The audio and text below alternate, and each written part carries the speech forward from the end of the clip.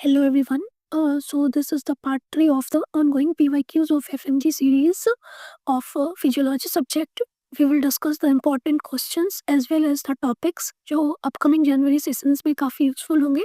So let's understand some concepts with mnemonics of this beautiful subjects. Let's start. First question is, which hormone increases during the period of stress, starvation and the deep sleep? अ, ये क्या बोल रहा है? कौन-सा hormone हमारा बढ़ जाता है स्ट्रेस में? स्टार्वेशन, स्टार्वेशन मतलब क्या है? पेशेंट या कोई भी पर्सन को हाइपोग्लाइसेमिया है, ठीक है? हाइपोग्लाइसेमिया तो हमारा हार्मोन क्या है? ग्रोथ हार्मोन है, एसीटीएच है, कॉर्टिसोल है एंड प्रोलैक्टिन है। इसको याद रखना है इस कंडीशन में कौन से हार्मोन इंक्रीज़ होते हैं? बस और बस ग्रोथ हार्मोन इंक्रीज़ होते हैं। कौन से हार्मोन इंक्रीज़ होते हैं? Growth hormone. ये period stress starvation stress starvation SSS और ये स्लीप क्या डीप स्लीप हो गया। कौन से हार्मोन इंक्रीज होंगे? ग्रोथ हार्मोन, ठीक है। चलो, which function of inhibin in correct? मैंने पिछले ही बताया था क्वेश्चंस में, एक नमोनिक बताया था पिछले क्लास में। आप लोग जाओ और मेरा उस वीडियो को जरूर देखो। नमोनिक क्या था? नमोनिक इज द FINT फील्ड बताया था। इन्हें क्या बताया था? जो एफएसएच होते हैं वो किसको रिलीज करता है? इनहिबिन को। एंड जो एलएच होते हैं वो किसको रिलीज करता है? टेस्टोस्टेरोन को, ठीक है। और हमारा जो नेगेटिव फीडबैक मैकेनिज्म होता है उससे क्या होता है? जो इनहिबिन होता है ये एफएसएच को क्या करता है? इनिबिट करता है सिक्रीशन और फर्दर सिक्रीशन करने से। और टेस्टोस्टेरोन क्या करता है? एलएच को इनिबिट करता है फर्दर टेस्टोस्टेरोन सिक्रीट होने से, ठीक है। तो इनहिबिन का क्या काम है? इनहिबिन किसको रोकता है? एफएसएच के सिक्रीशन को रोकता है, ठीक है। प्रोलैक्टिन को नहीं। ये सिक्रीशन नहीं कराएगा एफएसएच का, या एक्टिवेशन ऑफ प्रोलैक्टिन नहीं कराएगा। क्या कराता है? ये इनहिबिशन ऑफ एफएसएच। समझ गए? तो बस ये जो नमोनिक है, मैंने पिछले बार में बोला था, this is very very very important, ठीक है। कोई क्वेश्चन हमारे टॉपिक वही रहे, बस क्वेश्चंस को दूसरे तरीके से पूछा, ठीक है। तो हमें अपने टॉपिक्स को मजबूत रखना है। किसको मजबूत रखना है? टॉपिक्स को, ठीक है। और कंसिस्टेंटली वर्क करते चले जाना है, then we will sure get the success, ठीक है। चल, for trinal function does the formula U V V by B present. देखो बच्चा, ये जो है बहुत ही इंपॉर्टेंट। हमारे पास क्या होता है? क्लियरेंस। क्या होता है? क्लियरेंस। क्लियरेंस का सिंपल सा फॉर्मूला है यू भी बाई पी। क्या है? यू भी बाई पी। ये हम समझते यू। हम जो नेक्स्ट टाइम क्वेश्चन पूछेगा यू क्या है? यू है, it is the concentration of substance in urine. क्या है? Concentration of substance in urine. B क्या है बच्चे लोग? ये है यूरिन की फ्लो रेट। क्या है? क्या है? यूरिन की फ्लो रेट क्या है? जो हमारा ml पर मिनट में मापा जाता है, उसका फ्लो रेट। ये क्या है? concentration of the same substance in the plasma. Concentration of the same substance in plasma, ठीक है। समझ रहे हैं? और concentration of same substance in plasma, ठीक है। चलो, तो देखो यू और पी सब दोनों कंसंट्रेशन है, तो ये दोनों कटे या तो हमारा जो क्लियरेंस जो यूनिट होगा वो यूनिट क्या हो जाएगा? जो हमारा यूनिट पी का होगा, मतलब मिलीलीटर पर मिनट, ठीक है। इसके कहने का मतलब क्या होता है कि कितना जो है, how much plasma is completely cleared of a substance per unit time, ठीक है। इसको भी हम किस में मेजर करते हैं? ये इंपॉर्टेंट है, मिलीलीटर पर मिनट में मेजर करते हैं। फिर से सुनो, क्लियरेंस क्या हो गया? How much substance, how much plasma is completely cleared of a substance per unit time, ठीक है। तो यूपीबी बाई क्या से इसको रिप्रेजेंट करना है? सिंपल है, क्लियरेंस को। कैसे इसको रिप्रेजेंट करना है? क्लियरेंस को। क्या फॉर्मूला हो गया? यूपी बाई यू क्या है? Concentration of substance in urine. P क्या है? Concentration of the same substance in plasma. दोनों हमारा कंसंट्रेशन है, जो भी यूनिट होंगे वो कट जाएंगे तो बच क्या है वी वाला यूनिट ही क्लियरेंस का यूनिट होगा, दैट इज द मिलीलीटर पर मिनट। ठीक है, चलो। विच of the following is true regarding an increase in the GFR? ये भी इम्पोर्टेंट कॉन्सेप्ट है। देखो, सबसे पहले हमारे पास क्या होते हैं, हमारे पास होते हैं एफरेंट आर्टेरियोल। ठीक है, और हमारा बीच में क्या होते हैं गुचमुच गुचमुच गुचमुच ग्लोमेरुलस होते हैं। क्या होते हैं? ग्लोमेरुलस। और इधर हमारा क्या होता है इफेरेंट आर्टेरियोल। क्या होते हैं? Efferent arteriole. इधर क्या होता है हमारा एफरेंट। ठीक है, पहला है क्या ट्रू है कि कौन क्या कंडीशन GFR को बढ़ाएगा। देखो, increase resistance of the efferent arteriole, अगर हम इसमें रेजिस्टेंस को बढ़ा देंगे तो इसका फ्लो क्या होगा, इसका फ्लो क्या होगा, कम होगा। अगर यहाँ से फ्लो हम घटा देंगे, इसके फ्लो को अगर हम घटा देंगे तो क्या ग्लोमेरुलस तक पहुँच पाएगा? नहीं पहुँच पाएगा। ऑलरेडी है कि GFR क्या होगा, घट जाएगा। GFR क्या हो जाएगा, घट जाएगा। फिर से समझना, एफरेंट आर्टेरियो को रेजिस्टेंस को बढ़ा देंगे तो फ्लो यहाँ से ही फ्लो कम होने लगेगा, तो GFR क्या होगा, कम हो जाएगा। ठीक है, अब देखो, decrease the resistance of the efferent arterial. देखो, अगर हम इफेरेंट आर्टेरियल के रेजिस्टेंस को कम कर देंगे मतलब क्या हो जाएगा, ये हमारा पूरा का पूरा डायलेट हो जाएगा। ठीक है, ये हमारा क्या हो जाएगा, पूरा का पूरा डायलेट हो जाएगा। और अगर ये डायलेट होगा तो ज़्यादा से ज़्यादा ब्लड क्या होगा ना, ग्लोमेरुलस से यहाँ पे आएगा। ज़्यादा से ज़्यादा ब्लड फ्लो क्या होगा, ग्लोमेरुलस से यहाँ पे आएगा। और जैसे ही ज़्यादा से ज़्यादा ब्लड फ्लो आएगा तो इसलिए कि यहाँ पे जो ब्लड फ्लो है ये कम हो जाएगा, GFR घट जाएगा। समझ रहे हो? इसको ऐसे समझते हैं, इसको समझते हैं कि एक हमारा क्या है पाइप है। ठीक है, बीच में वो ये है, अगर पाइप में टाइटली प्रेशर बना हुआ है तो फ्लो ज़्यादा रहेगा। अब पाइप के एंड में लूज कर देंगे, ठीक है, उसको डायलेट करके लूज कर देंगे तो क्या होगा ना कि बैक प्रेशर की वजह से फ्लो फिल्ट्रेशन सब कम हो जाएगा। समझ रहे हो? इस पाइप के कॉन्सेप्ट से इसको याद रखना है। मतलब क्या हो गया, अगर हम एफेरेंट आर्टेरियोल में रेजिस्टेंस बढ़ाएं तो भी GFR कम हो रहा है, और इफेरेंट आर्टेरियोल को रेजिस्टेंस को कम कर दिए, दैट लीड्स टू डायलेटेशन, जिसकी वजह से भी GFR कम हो रहा है। ठीक है, तीसरा क्या है, increase Bowman's capsule hydrostatic pressure. देखो, तो हमारा जो क्या होता है नेट फिल्ट्रेशन प्रेशर होता है, ये हमारा क्या होता है, जो भी प्रेशर है हमारा ग्लोमेरुलस कैप्सूल का, उसमें वो हमारा एक्टिव प्रेशर की तरह से काम करता है। और जो हमारा बाउमेंस का है वो अपोज करता है, तो उसको हम क्या करते हैं, माइनस करते हैं। ठीक है, उसको हम माइनस करते हैं। साथ में जो ग्लोमेरुलस का जो कैपिलरी ऑनकोटिक प्रेशर होता है उसको हम क्या करते हैं, माइनस करते हैं। ठीक है, ग्लोमेरुलस कैपिलरी ऑनकोटिक प्रेशर, समझ रहे हो? Glomerulus capillary oncotic pressure. ठीक है, तो ये हमारा क्या हो गया, ग्लोमेरुलस कैपिलरी का जो हाइड्रोस्टैटिक प्रेशर है वो हमारे लिए क्या होता है, ड्राइविंग फोर्स होता है ग्लोमेरुलस का। और बाउमेंस कैप्सूल का जो हाइड्रोस्टैटिक प्रेशर होता है वो हमारे लिए क्या होता है, अपोजिंग फोर्स होता है। अगर हम इसको बढ़ा देंगे, दो चीज़ें दो चीज़ें हमारे पास, एक है ग्लोमेरुलस कैपिलरी, एक है हमारे पास बाउमेंस कैप्सूल। तो जो बाउमेंस कैप्सूल यहाँ पे होते हैं ना, उसका क्या होता है, अपोजिंग फोर्स होता है।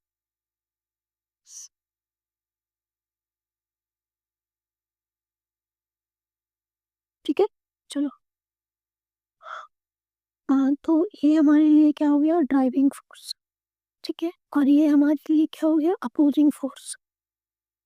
ये हमारे लिए क्या हो गया, अपोजिंग फोर्स। इस फोर्स को अगर हम बढ़ा देंगे तो ये क्या होगा, ये क्या होगा, नेट रिजल्ट क्या होगा, किसी चीज़ में से इसको घटा देंगे तो नेट रिजल्ट यहाँ पे कम ही आएगा। तो अगर हम बाउमेंस कैप्सूल के हाइड्रोस्टैटिक प्रेशर को बढ़ा दें तो हमारा GFR क्या हो जाएगा, कम हो जाएगा। GFR क्या हो जाएगा, कम हो जाएगा। ठीक है, तो रूल आउट ऑप्शन से हमारे पास क्या बचता है, अगर हम रीनल परफ्यूजन को बढ़ा दें, फ्लो ही पूरा ओवरऑल बढ़ा दें तो हमारा GFR क्या हो जाएगा, बढ़ जाएगा। जी it leads to increase in the GFR। समझ आ रहा है? It leads to increase in the GFR। ठीक है, समझ आया? फिर से हम इस इम्पोर्टेंट कॉन्सेप्ट को बताना चाहते हैं। अगर जो है रेजिस्टेंस बढ़ रहा है एफेरेंट आर्टेरियोल का, GFR घटेगा। और रेजिस्टेंस कम हो रहा है एफेरेंट आर्टेरियोल का, डायलिटेशन की वजह से भी GFR घटेगा। बाउमेंस कैप्सूल का हाइड्रोस्टैटिक बढ़ रहा है। हमारे पास दो चीज़ें हैं, ठीक है? एक ग्लोमेरुलस है और एक बाउमेंस कैप्सूल है। ग्लोमेरुलस का जो हाइड्रोस्टैटिक प्रेशर है वो ड्राइविंग फोर्स की तरह काम करेगा, और जो बाउमेंस कैप्सूल का हाइड्रोस्टैटिक प्रेशर है वो अपोजिंग फोर्स की तरह काम करेगा। और साथ में हम क्या करते हैं, माइनस करते हैं ग्लोमेरुलस कैपिलरी ऑनकोटिक प्रेशर को, ठीक है? तो इस वजह से अगर हम बढ़ा देंगे, अपोजिंग फोर्स को बढ़ा देंगे, GFR घटेगा, तो हमारे पास क्या आंसर्स बच गए? Increase renal perfusion. ठीक है, इसको एक बार और जा करके देखना है ठंडे दिमाग से, then you will surely absorb it. बहुत ही ब्यूटीफुल कॉन्सेप्ट है। चलो, ये बता रहा है EBG एनालिसिस को, तो इसके लिए हम एकदम शॉर्ट तरीका बताएंगे। सबसे पहले देख लेते हैं पीएच। पीएच क्या है हमारा? पीएच है 7.1। क्या है? 7.1। मतलब कि ये हमारा क्या हो गया? एसिडोसिस। क्या हो गया? एसिडोसिस। नॉर्मल हमारे पास क्या कि क्या लेके चलते हैं, करेंट एवरेज जो हम एग्जाम में याद रख सके, दैट इज 7.4। ठीक है, उससे कम है मतलब एसिडोसिस है। फिर हमारे पास क्या है? PaCO2, that is the how much? 23। Normal value हमको एक 40 to 44 इस तरह से लेके चलेंगे। ये अगर 23 है मतलब ये हमारे लिए क्या है? ये कम। ये भी क्या है? कम है। ठीक है, समझ रहे हो? चलो, फिर आता है हमारे पास क्या? बाइकार्बोनेट। बाइकार्बोनेट का लेवल देखो कितना है? ये हमारे लिए 16 है। नॉर्मल कितना? 22 to 24। ये भी हमारे लिए क्या है? कम है। ठीक है, समझ रहे हो? अब देखो, हम एक बहुत ही अच्छा सा निमोनिक याद रखेंगे। That is the rooms. अगर कोई भी एसिडोसिस हो, अल्कोलोसिस हो, अगर वो रेस्पिरेटरी होगा, तो जो वैल्यूज है पीएच के साथ को CO2 और बाइकार्बोनेट के अपोजिट डायरेक्शन में जाएंगे। कहाँ जाएंगे? अपोजिट डायरेक्शन में जाएंगे। ठीक है, रेस्पिरेटरी के साथ अपोजिट डायरेक्शन में जाएंगे। और एमएस का मतलब क्या हो गया? अगर कोई भी ये मेटाबॉलिक हो तो ये हमारे साथ क्या जाते हैं? सेम डायरेक्शन में जाते हैं। देखो, पीएच कम हो रहा है, PCO2 भी कम हो रहा है, बाइकार्बोनेट भी कम हो रहा है, मतलब सेम डायरेक्शन है। What is it? It is a same direction. Same direction की ये डिक्रीज हो रहा, मतलब ये क्या है तो ये हमारा मेटाबॉलिक है तब, और एक हो क्या रहा है? एसिडोसिस। तो आंसर हमारा क्या हो गया? What is the metabolic acidosis? What is it? It is the metabolic acidosis. जैसे ही हमको उसको टाइम सेविंग करना है, टाइम सेविंग करना है, कैसे कर सकते हैं? हम बस इस वैल्यूज को देखेंगे, रोम से याद रखेंगे, यहाँ पे देखेंगे क्या हो रहा है। कुछ हमको कॉम्प्लेक्स नहीं दिया हुआ है, सिंपल सोचेंगे। एसिडोसिस हो रहा है, मैं 7.1 है, मतलब एसिडोसिस अल्कलोसिस वाला ऑप्शन तो ऑलरेडी कट हो जाएगा। हमारा है कि रेस्पिरेटरी हो रहा है या मेटाबॉलिक है। हमारे पास क्या है? रूम्स है। ठीक है, हमारे पास क्या है? रूम्स। रूम्स क्या है? रेस्पिरेटरी है तो अपोजिट जाएगा, मेटाबॉलिक है तो सेम जाएगा, तो मेटाबॉलिक हो गया। चलो, where does the maximum water absorption occur within the renal tube? Like, जो मैक्सिमम वाटर एब्जॉर्प्शन होता है, इररिस्पेक्ट आपको ATS थे ना थे कुछ भी थे, वो हमेशा कहाँ से होता है? चलो, वो होता है हमारा BCT से। ठीक है, non TCT, not lipophilic, not collecting. BCT से लगभग 65 to 70% वाटर का क्या होता है? एब्जॉर्प्शन होता है। ठीक है, चलो, नेक्स्ट क्या है? What are characteristic features of primary hypothyroidism? देखो, प्राइमरी हाइपोथायरायडिज्म में जो प्रॉब्लम है वो हमारे पास थायराइड ग्लैंड में प्रॉब्लम है। कहाँ है प्रॉब्लम? प्रॉब्लम है थायराइड ग्लैंड में। ठीक है, तो हमारे पास क्या होता है कि ऊपर से जो आते हैं वो TSH आते हैं, और ये जो होता है थायराइड को स्टिमुलेट करता है। क्या स्टिमुलेट करता है? कि हाँ, तो T4 निकालो। नॉर्मली ये होता है, अगर थायराइड ये तो हमारा थायराइड ग्लैंड में होता है। ठीक है, अगर प्रॉब्लम थायराइड ग्लैंड में है तो क्या होगा? ये कम हो जाएगा, और ये हमारा ज़्यादा से ज़्यादा और स्टिमुलेट करता जाएगा, करता जाएगा, करता जाएगा, करता जाएगा। तो मतलब क्या हो गया कि TSH बढ़ जाएगा और T4 क्या हो जाएंगे? कम हो जाएंगे। ठीक है, ये हमारा प्राइमरी आता है, elevated TSH and the low T3 levels. Understand? Check है, which of the following component is absent in smooth muscles? Because missing बहुत ही सुंदर है। क्या है कि जो स्मूथ मसल्स हैं हमारे पास दो चीज होती, एक होते हैं हमारे पास काल्मोड्यूलिन और एक होते हैं हमारे पास ट्रोपोनिन। क्या होते हैं? ट्रोपोलिन। ऐसे याद रखेंगे। जो हमारा स्मूथ मसल्स है, smooth muscles being very calm, smooth muscles being very calm, that why it uses calmodulin, and the skeletal muscles being the very tough, tensed, that's why it's need troponin. Tough होते हैं, tense होते हैं, mnemonic है बस, troponin use करेगा। these muscles are very calm, that's why it use the calmodulin। ठीक है, mark वाली जो एक्टिन है, मायोसिन है, ट्रोपोमायोसिन है, ये तीन होंगे। लेकिन जो ट्रोपोनिन है, ये जो ट्रोपोनिन है, ये किसकी पहचान है? स्केलेटल मसल की पहचान है। ठीक है, ये स्मूथ मसल की पहचान नहीं है। स्मूथ मसल क्या यूज करते हैं? काल्मोड्यूलिन यूज करते हैं। समझ गए? चलो देखो, ये क्वेश्चन रटने वाला है। विच आयंस जो oxygen sensitive channels in peripheral chemoreceptors respond to. तो इसको जो है रटना ही है। दैट इज, ये जो है किसको ये बस पोटाशियम आयंस के लिए सेंसिटिव होते हैं। ठीक है, ये प्रोसेस है, इसमें कुछ जी कुछ कॉन्सेप्ट नहीं है, बस ये है कि ये सेंसिटिव होता है पोटेशियम आयंस के लिए। नेक्स्ट क्वेश्चन देखो क्या है। What physiological response is most likely to occur in a person exposed to high temperatures while exercising vigorously in order to maintain internal body temperature with a narrow range। देखो क्या बोल रहा है, जब कोई भी व्यक्ति को हम हाई टेम्परेचर में एक्सपोज कर दें, मतलब कि उसकी बॉडी के अंदर क्या है, हीट बहुत ज़्यादा है। ठीक है, हाई टेम्परेचर है मतलब कि बहुत ज़्यादा हीट हो रहा है, तो हमारे बॉडी में क्या होता है, होम्योस्टेसिस मैकेनिज्म होता है। बॉडी क्या चाहेगा? बॉडी चाहेगा कि हम उस हीट को बाहर निकालें। हीट को बाहर निकालने के लिए पहला तरीका क्या होगा बताओ तुम लोग? हो गया स्वेटिंग। जितना स्वेटिंग करेंगे तो हो गया। जहाँ भी सीवरिंग दिखेगा उस ऑप्शंस को ऑलरेडी काट देंगे। ठीक है, अब देखो हाई टेम्परेचर है, क्या लीवर और ज़्यादा हीट प्रोडक्शन करेगा? कॉमन सेंस है, नहीं। अब देखो क्या है कि टेम्परेचर्स बहुत ज़्यादा है, क्या हार्ट रेट कम हो जाएंगे और रेस्पिरेटरी रेट तो क्या ये वो तो बढ़ जाएगी ना, मेटाबॉलिक रेट को तो और बढ़ाएगा। देखो, तो पहला तरीका है स्वेटिंग, और दूसरा तरीका क्या है? दूसरा तरीका है कि हम स्विंग्स को क्या करते हैं, वासोडाइलेट। जितना ज़्यादा वासोडाइलेट होगा उतना क्या होगा, स्केपिंग होगा, हीट का क्या होगा, स्केपिंग होगा। ठीक है, चलो तो दूसरा तरीका क्या होता है, वासो डायलेटेशन ऑफ स्किन। ठीक है, समझ गए?